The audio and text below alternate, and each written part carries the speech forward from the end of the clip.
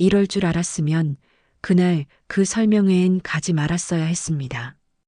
2년 뒤 신도시가 들어선다며 드론으로 찍은 현란한 영상에 현장도 안 가봤습니다. 그냥 컨설턴트 말만 믿고 계약했어요. 그때부터 제 인생은 고꾸라졌습니다. 저는 올해 68 박정근입니다. 아내는 벌써 몇 해 전에 세상을 떠났고 그 후로 시골집에서 혼자 살고 있었죠. 근데 혼자라는 게 생각보다 더 힘들더군요. 무릎은 시큰하고 밥도 어느 날부터는 그냥 대충 때우게 되더라고요. 그때 마침 큰아들이 같이 살자고 했습니다. 큰아들은 경제적으로 좀 어려웠거든요. 도시에 방 하나 있는 집을 얻는다며 제가 살던 집을 팔아 전세금 보태고 남은 1억이 지금 저의 전 재산, 퇴직금 겸 노후자금이 된 겁니다. 그 피 같은 돈을 저는 어이없게 다 날려버렸습니다. 청취자 여러분, 혹시 이 방송을 들으시는 분들 중에 비슷한 사기를 당한 분 있으시면 댓글로 이야기를 남겨주세요. 저 같은 누군가에게 작은 위로가 될 수 있을지 모르니까요. 영상 하단의 좋아요와 구독 버튼을 눌러주시면 여러분께 도움되는 사연을 소개하는데 큰 힘이 됩니다. 물론 모두 무료입니다. 그럼 시작하겠습니다. 퇴직을 하고 나니 하루하루가 참 어색했습니다. 처음 며칠은 좋았어요. 눈치 안 보고 늦잠 자고 텔레비전 보면서 느긋하게 밥 먹고 오후엔 동네 한 바퀴 걷고 근데 그게 한 2주쯤 지나니까 몸은 편한데 마음이 허전해지더라고요. 사람이란 게 그렇더군요. 평생 일에 쫓기며 살다가 갑자기 멈추면 어디다 마음 둘 구석이 없습니다. 그렇게 멍하게 시간을 보내는데 자꾸 눈에 밟히는 게 있었습니다. 바로 퇴직금 1억 원. 은행에 넣어두긴 했는데요. 금리가 너무 낮더군요. 달마다 붙는 이자라는 게 커피 한 잔 값도 안 되는 겁니다. 그 돈이 그냥 놀고 있다는 생각에 괜히 조급해졌습니다. 이렇게만 있다간 나중에 애들한테 손 벌려야 할지도 몰라. 그런 생각이 자꾸 들었어요. 그 무렵이었죠. 동네 선배 철수 형한테 전화가 왔습니다. 정근아, 너 퇴직했지? 그 돈 그냥 놔두지 말고 굴려. 은행에 넣어봤자 뭐 되냐. 요즘은 땅이야. 특히 경기도 외곽 쪽 요즘 완전 핫하대. 처음엔 웃어넘겼어요. 근데 이상하게 며칠 동안 그 말이 자꾸 떠오르더군요. 그 형이 나보다 몇 살 많은데 젊었을 때 장사도 했고 부동산도 좀 안다고 들었으니까요. 며칠 뒤에 또 전화가 와서 설명회 한 번만 따라가 보라고 했습니다. 요즘은 기획 부동산도 다 합법이고 제도권 안에서 돌아간다고요. 무엇보다 직접 계약 안 해도 무이자 할부도 된다는 말에 솔깃했죠. 서울 도심의 깔끔한 빌딩, 그 안에 있는 회의실로 갔습니다. 도착하자마자 느껴졌어요. 아, 여긴 진짜 프로페셔널하구나. 직원들은 다 정장 입고 접수도 친절하게 도와주고 회의실 안에는 어르신들 몇 분이 이미 앉아 계셨습니다. 드론으로 찍은 영상이 대형 스크린에 나오고 이곳이 바로 2년 뒤 신도시가 들어설 예정지입니다. 현재 공공기관 유치 확정, 도로 예산 확보, 인근 지하철 노선 연장 논의 중입니다. 그렇게 말하는 남자, 정장도 번듯하고 말투도 조리 있었어요. 자료를 넘기며 이미 계약률이 70%를 넘었다고 했고요. 나는 그 말을 듣는 순간 묘하게 안심이 됐습니다. 이미 그렇게 많은 사람들이 계약했다면 나도 늦은 거 아닐까? 한 발 늦기 전에 들어가야겠다는 생각이 들었어요. 설명회가 끝나고 나니 컨설턴트가 따로 상담해 주겠다며 안내하더군요. 요즘은 현장 방문보다도 영상으로 바로 결정하시는 분들이 많습니다. 그리고 무엇보다 지금은 마지막 분양 단계라 카드로 계약금만 결제하시면 잔금은 나중에 조정 가능합니다. 라고 말했죠. 카드로 땅을 사나 싶었지만 그 직원 말로는 요즘은 이런 방식 많습니다. 세금 혜택도 있고 법인카드 정산 방식이 있어서 문제 없습니다. 라고 했고 그럴듯한 설명서도 보여줬습니다. 사실 그날 그 자리에서 전부 계약하지는 않았습니다. 하루 이틀 정도는 고민했죠. 하지만 철수 형이 또 전화를 해서는 지금 망설이면 그 자리는 다른 사람한테 넘어간다. 그 땅 나중에 2배, 3배는 간다. 너 나 못 믿냐? 그 말을 듣고 결국 움직였습니다. 사무실에 다시 찾아가서 계약서를 썼습니다.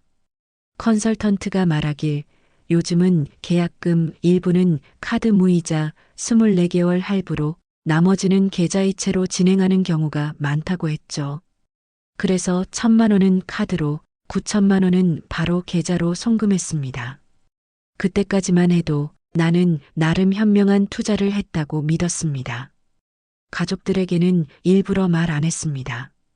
나중에 땅값이 오르고 그 땅 팔아서 손주 대학 등록금 보태주면 아들이 얼마나 고마워할까 그런 상상도 했죠. 참 어리석었죠. 그날 사무실을 나서면서 바람이 살짝 불었는데 괜히 뭔가 기분이 좋았습니다. 오랜만에 뭔가 내 손으로 해낸 느낌이랄까. 아내 영정 사진을 떠올리며 속으로 말했어요. 여보, 나 이번엔 잘한 것 같아. 당신도 하늘에서 웃고 있을 거야. 그치? 하지만 그 웃음은 오래가지 않았습니다. 그날 제 손에 들려있던 건 소유권이 아니라 한 장의 종이장과 카드 명세서였다는 걸 그땐 몰랐습니다. 카드로 계약금 일부를 결제하고 계좌로 잔금을 치른 후 며칠 동안은 괜찮았습니다. 아무에게도 말하지 않았고 어차피 곧 개발이 시작된다는 말이 있었으니 기다리면 되는 줄 알았습니다. 사실 은근히 기대도 했습니다. 그런데 시간이 지나도 아무런 소식이 없었습니다. 뉴스에도 구청 게시판에도 땅 주변 개발 얘기는커녕 비슷한 이름도 안 보였어요. 처음엔 별 생각 안 했습니다. 이런 건 시간이 걸리는 법이지 싶었거든요. 하지만 3개월이 넘도록 계약서에 적혀 있던 담당자 전화번호가 계속 통화 중이거나 꺼져 있는 상태로만 나왔습니다. 철수 형한테 전화를 걸었습니다. 1번, 2번, 3번. 계속해서 부재중. 문자를 보냈더니 읽지도 않고 답도 없었습니다. 이상한 기분이 들었어요. 가슴 한가운데에 알 수 없는 싸한 느낌이 퍼졌습니다. 심장이 뛰기 시작했습니다. 불안감이 머리끝까지 차오르더군요. 급하게 검색을 시작했죠. 계약서에 적힌 부동산 회사, 주소, 담당자 이름, 사업자 등록번호. 그런데 홈페이지가 열리지 않았습니다. 검색해도 전화번호는 연결이 안 되고 지도 앱에 등록된 회사 위치도 정보 없음으로 나왔습니다.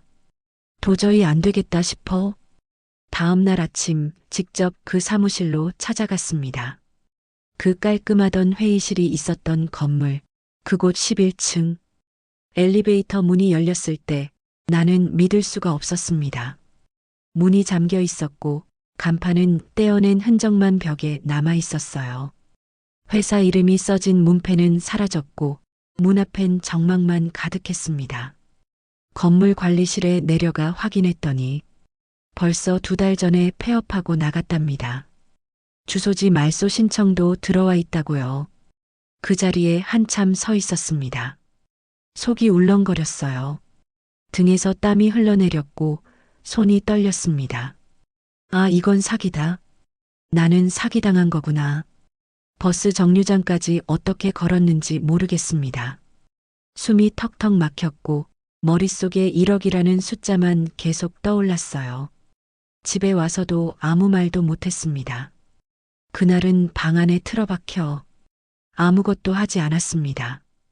밥도 안 먹었고 물도 안 마셨고 그저 멍하니 창밖만 봤어요. 며칠을 그렇게 지냈습니다. 누가 말을 걸어도 대답하지 않았고 TV를 틀어놔도 무슨 소리가 나오는지도 몰랐습니다. 가장 견디기 힘들었던 건 내가 그렇게까지 어리석었나 싶었던 자괴감이었습니다. 철수 형은 어떻게 나한테 그럴 수 있었을까? 나름 친했던 사이인데. 그리고 나 자신한테도 화가 났습니다. 왜 확인하지 않았을까? 왜 가족한테 말하지 않았을까? 왜 그 사람들 말을 다 믿었을까? 그렇게 시간을 보내던 중 카드 명세서가 도착했습니다. 며느리가 고지서를 보더니 조용히 말하더군요. 아버님, 이거 매달 89만 원씩 빠져나가고 있어요. 무이자 할부긴 한데 총 금액이 거의 1,000만 원이에요. 뭐 사신 거예요? 그 순간 숨이 막혔습니다. 카드로 결제한 계약금. 그게 결국 이렇게 들통나는구나 싶었어요. 그제야 고개를 푹 숙였습니다. 아무 말도 못했습니다. 그 말을 들은 아들의 얼굴이 일그러졌고 며느리는 식탁에서 조용히 일어나 부엌으로 들어갔습니다. 아무도 나를 향해 큰 소리를 내진 않았지만 그 침묵이 더 견디기 어려웠습니다. 그날 이후 저는 본격적으로 방에 갇힌 사람이 되었습니다. 점심도 저녁도 혼자 먹었고 TV 소리도 줄이고 화장실도 새벽에만 갔습니다. 마치 내가 이 집에서 조심해야 할 존재가 된 것 같았어요. 그 돈은 사실 아내가 남기고 간 집 팔아서 손에 쥔 마지막 자존심이었는데 그게 카드값으로 매달 깎여나가고 있었습니다. 그리고 아무리 생각해도 누구한테 하소연할 데가 없더군요. 경찰서? 고소는 했지만 수사는 진척이 없대요. 이미 사무실은 없고 업체는 폐업 상태고 그놈들 진짜 이름이 뭔지 알 수도 없었죠. 그러니 나는 그냥 1억을 잃은 겁니다. 그 어떤 도움도 받을 수 없이 한밤중 혼자 방 안에서 아내 사진을 바라보다가 그만 눈물이 났습니다. 여보, 나 정말 잘 살고 싶었어. 며느리가 카드 고지서를 들고 제 방에 들어왔을 때 순간 숨이 멎는 것 같았습니다. 아버님, 며느리는 차분하게 말했지만 그 말투 안에 어떤 확신 같은 게 묻어 있었어요. 총액이 거의 1,000만 원이에요. 이거 뭔가 투자하신 거 맞죠? 나는 아무 말도 하지 못했습니다. 그 순간 머릿속으로 모든 게 무너져 내리는 기분이었어요. 이젠 숨길 수 없다는 걸 알았습니다. 그날 저녁 아들이 퇴근해 돌아왔습니다. 저녁도 먹기 전에 며느리가 조용히 무언가를 말했고 아들은 얼굴이 굳은 채 제 방문을 열고 들어왔습니다. 아버지, 땅을 사셨다고요? 그것도 카드로? 나는 고개를 숙였습니다. 그냥 잘 될 줄 알았다. 내 돈이었고 아들한테 손 안 벌리려고 했다고. 그렇게 말하려 했지만 목소리가 나오지 않았어요. 아버지, 지금 저희 집 사정 아시잖아요. 저도 백수고 은정이도 쉬는 날마다 요양일 나가고. 근데 어떻게 아무 말도 없이 그런데 돈을 넣으세요? 아들은 소리를 지르진 않았습니다. 하지만 그 낮고 깊은 목소리가 더 깊은 상처를 남겼습니다. 잠시 후 식탁에 앉아있던 며느리가 조용히 말했어요. 아버님, 혹시 방에 전기장판 안 쓰실 땐 좀 꺼놓으면 안 될까요? 전기세가 좀 부담돼서요. 그 말에 정말로 가슴이 철렁 내려앉았습니다. 그날 밤 식탁 위엔 저 혼자 먹을 밥이 따로 차려져 있었습니다. 김치 한 가지와 달걀 프라이 하나. 밥은 냉장고에서 꺼내 전자레인지에 돌린 거였습니다. 아무도 말은 안 했지만 나는 그때부터 따로 먹는 사람이 되었습니다. 그날 이후 나는 거실에도 잘 나가지 않았습니다. 아침엔 식탁이 비어 있을 때 몰래 나가서 물 한 잔 마시고 손주가 학교 간 틈에 빨래를 돌리고 화장실은 새벽에 조용히 다녀왔습니다. 내가 이 집에서 조심스럽게 숨쉬고 있다는 걸 스스로도 느꼈어요. 누구도 나를 내쫓진 않았지만 내가 눈치껏 스스로를 밀어낸 거죠. 며느리는 점점 말을 줄였습니다. 말할 때도 눈을 마주치지 않았고 아들은 퇴근하면 바로 자기 방으로 들어갔습니다. 하루는 거실을 지나가다 TV에서 부동산 사기 뉴스를 봤습니다. 누군가가 말했다군요. 그런데 속는 사람이 바보지 뭐. 그 순간 손주가 고개를 돌려 저를 봤습니다. 아무 말도 안 했지만 그 눈빛 속에 뭔가 섞여 있는 걸 느꼈습니다. 우리 할아버지도 바보인가? 그날 밤 혼자 방 안에 앉아 스마트폰을 꺼내 이런저런 걸 검색했습니다. 기획 부동산 사기 당했을 때, 지분 쪼개기 맹지, 카드로 땅 산 경우, 검색 결과를 보며 알았습니다. 나는 정말로 가장 흔하고 가장 무방비한 피해자였다는 걸요. 철수 형은 연락이 끊긴 지 오래였고 경찰에 말해봤자 이미 업체는 폐업 상태고 소송을 할 수 있을 가능성도 희박하다고요. 그러니까 나는 그냥 잃은 거였습니다. 내 노후 자금 전부를. 며칠 뒤 아들이 말했습니다. 아버지, 혹시 고령자 공공임대주택 같은데 알아보는 게 어떨까요? 그 말은 이제 이 집에서 같이 살기 힘들다는 뜻이었습니다. 나는 고개를 끄덕였습니다. 아무 말도 안 하고요. 그저 내가 짐이 되었다는 걸 인정한 셈이었어요. 그날 밤 방 안에서 전기장판을 꺼냈습니다. 이불을 덮고 누웠는데도 몸이 싸늘하게 식어갔습니다. 창문 너머로 겨울비가 내리더군요. 그 소리를 들으며 속으로 중얼거렸습니다. 여보, 당신이 있었으면 내가 이 지경까진 안 됐을 텐데. 그날도 늘 그랬듯 식사를 마치고 조용히 방에 들어와 누워 있었습니다. TV는 틀어놨지만 무슨 내용인지 하나도 들어오지 않았어요. 시간이 흐를수록 세상과 점점 멀어지고 있다는 느낌이 들었습니다. 그런데 그날은 이상하게 몸이 가만히 있질 않더군요. 가슴이 답답했고 창문 밖 겨울바람에 나뭇가지가 흔들리는 걸 보는데 그 흔들림마저도 나를 조롱하는 것 같았어요. 그래서 집 밖으로 나섰습니다. 아무 목적도 없이 그냥 걷고 싶었습니다. 몇 달 만에 나서는 길이었습니다. 겨울바람이 싸늘하게 옷깃을 파고들었고 발걸음은 천근만근 무거웠습니다. 아파트 단지를 지나 동네 도서관 앞을 지나던 그때였습니다. 공원 환경지킴이 모집. 그 문구가 커다란 종이에 인쇄돼 도서관 유리문 안쪽에 붙어 있었습니다. 자연스럽게 시선이 머물렀고 발걸음이 멈췄어요. 그냥 지나칠 수도 있었지만 그 순간 이상하게 그 글귀가 나를 불러 세우는 것 같았습니다. 하루 3시간, 주 5일 근무, 공원 내 쓰레기 수거 및 간단한 청소 업무, 시급 9,860원, 만 65세 이상 주민 우대. 시급은 크지 않았지만 나도 할 수 있을까? 하는 생각이 스쳤습니다. 그런데 바로 또 한 가지 마음이 올라왔습니다. 내가 지금 이걸 할 정도로 떨어졌나? 자존심이었습니다. 지금까지 회사에서 후배들 챙기며 일했던 나인데 이젠 쓰레기 줍는 일을 한다고? 하지만 그 순간 속에서 다른 목소리가 올라왔습니다. 지금 너는 하루 종일 방 안에서 숨죽이며 살아가고 있지 않느냐고.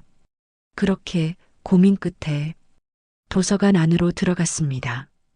접수 창구엔 50대로 보이는 직원이 있었습니다. 조용히 안내문을 가리키며 말했어요. 저 혹시 이거 아직 모집 중인가요? 직원은 환하게 웃으며 고개를 끄덕였습니다. 아, 예, 아버님. 이번 주까지 신청받고 있어요. 지원하실 수 있으세요?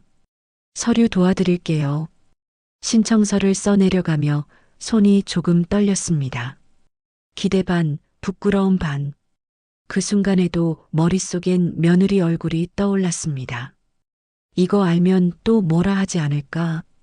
그런데 이상하게 그날따라 며느리 눈치가 덜 보이더군요.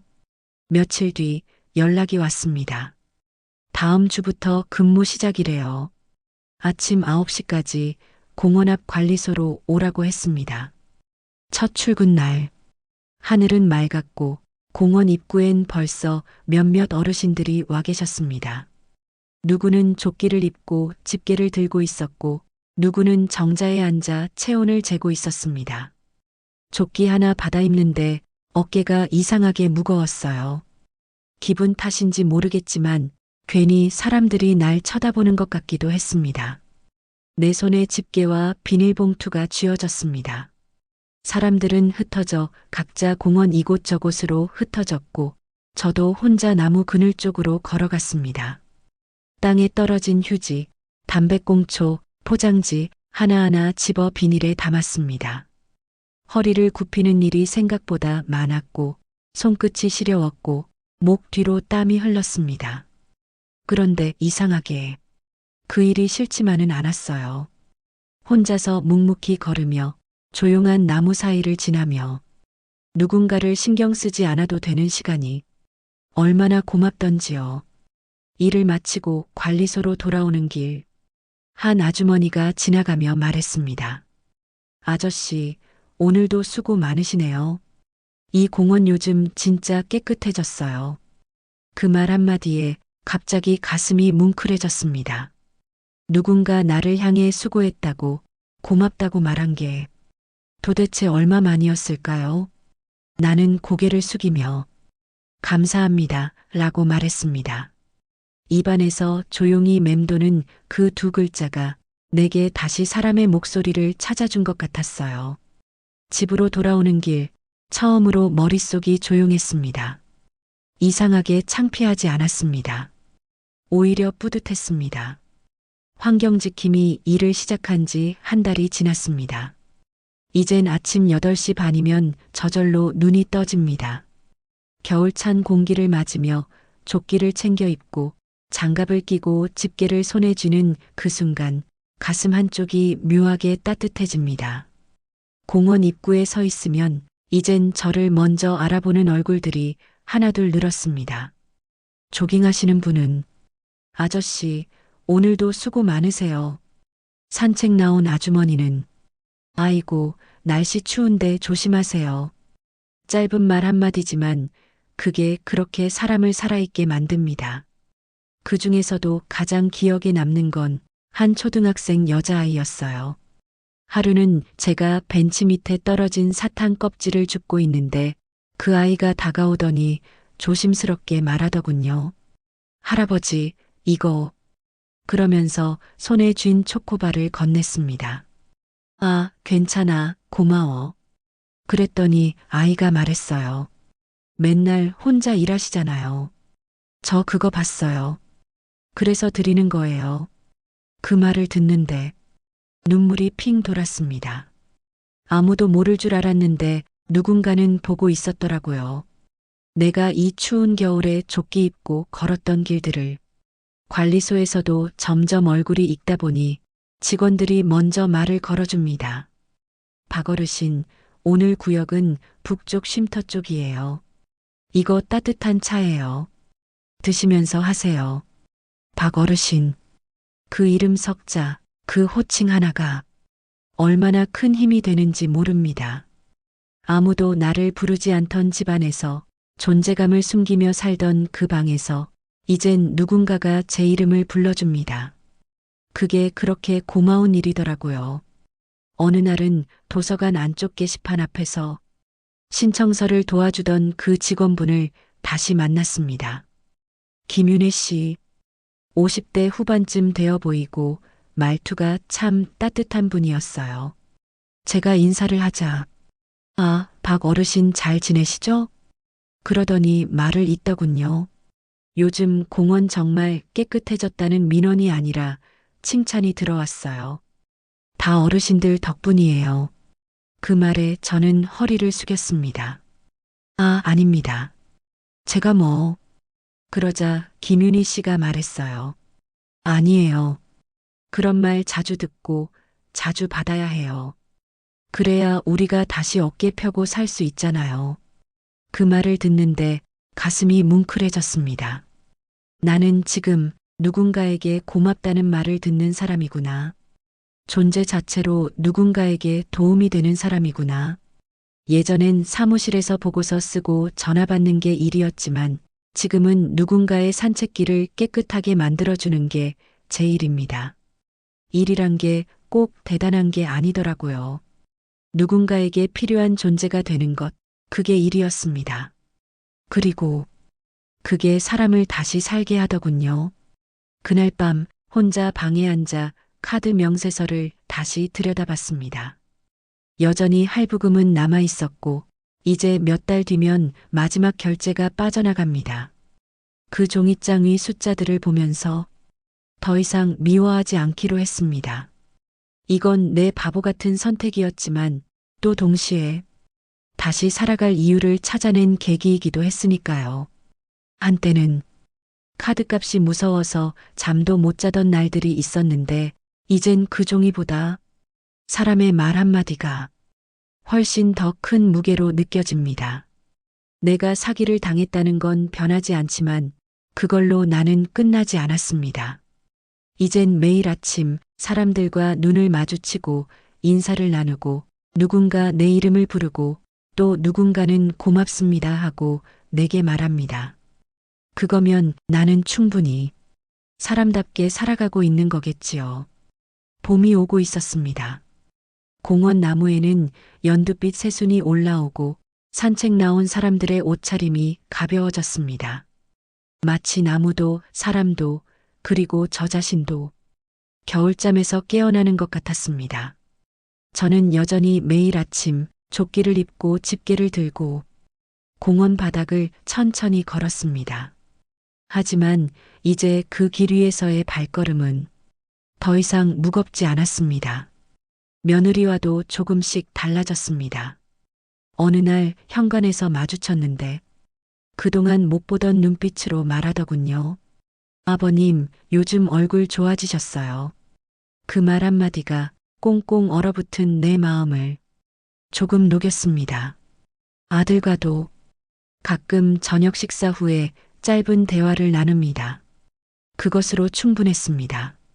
나는 이제 다시 사람으로 걸어가고 있습니다. 돈은 잃었지만 사람으로서는 끝나지 말자. 그 다짐은 내가 다시 내 이름으로 살아가는 유일한 밧줄이었고 이제는 등 뒤에서 나를 떠미는 바람이 되었습니다. 청취자 여러분, 혹시 지금 누군가에게 속상한 일, 숨기고 싶은 일 있으신가요?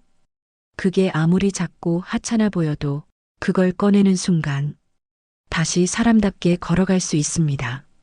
아직도 가끔은요, 혼자 방에 누워 있다 보면 그 계약서를 떠올릴 때가 있어요. 왜 그때 확인하지 못했을까? 왜 가족에게 말하지 않았을까? 왜 그렇게 쉽게 믿었을까? 근데요, 지나고 보니 알겠더라고요. 그 모든 왜는 내가 외로워서 누군가의 말 한마디가 따뜻하게 들렸기 때문이었습니다. 사람 마음이란 게 그렇더라고요. 단단한 척해도 조금만 다정하게 말해주면 믿고 싶어지는 순간이 있는 법입니다. 저는 이제 그걸 부끄러워하지 않습니다. 사기를 당한 것도, 무너졌던 것도, 다시 시작한 것도 저라는 사람의 일부니까요. 그리고 무엇보다 이제는 다시 누군가의 이름으로 불리며 하루를 살아가고 있으니까요. 박정근 어르신, 오늘도 수고 많으셨어요. 그 말 한마디가 제 삶을 다시 움직이게 했습니다. 혹시 이 방송을 들으시는 분들 중에도 저처럼 사기를 당한 분, 혼자서 고립된 채 견뎌내고 계신 분 계실까요? 괜찮습니다. 정말입니다. 우리가 잘못한 게 아닙니다. 사람이 사람에게 속은 겁니다. 그 상처를 감추지 마세요. 혼자 끌어안고만 있지 마세요. 누군가에게 말해보는 순간 그 고통은 조금씩 줄어들고 그 자리에 다시 살아가도 되겠구나 하는 마음이 피어날 겁니다. 저는 이제야 알게 됐습니다. 노후라는 건 돈이 많고 없고의 문제가 아니라 누군가에게 필요한 사람으로 살아가는 일이란 걸요. 비록 돈은 잃었지만 사람으로 끝나지 않은 나를 저는 오늘도 자랑스럽게 여기며 살아갑니다. 청취자 여러분, 당신의 이야기도 들려주세요. 저처럼 털어놓고 다시 걸어갈 수 있도록 댓글로 또 누군가의 마음이 될 수 있는 당신의 이야기를 기다리겠습니다. 그리고요, 이 방송이 마음에 남으셨다면 좋아요도 눌러주시고 구독과 알림 설정도 부탁드립니다. 그렇게 서로의 안부를 조금 더 자주 나눌 수 있으면 좋겠습니다. 우리 모두 다시 걸어갑시다. 사람답게 끝까지.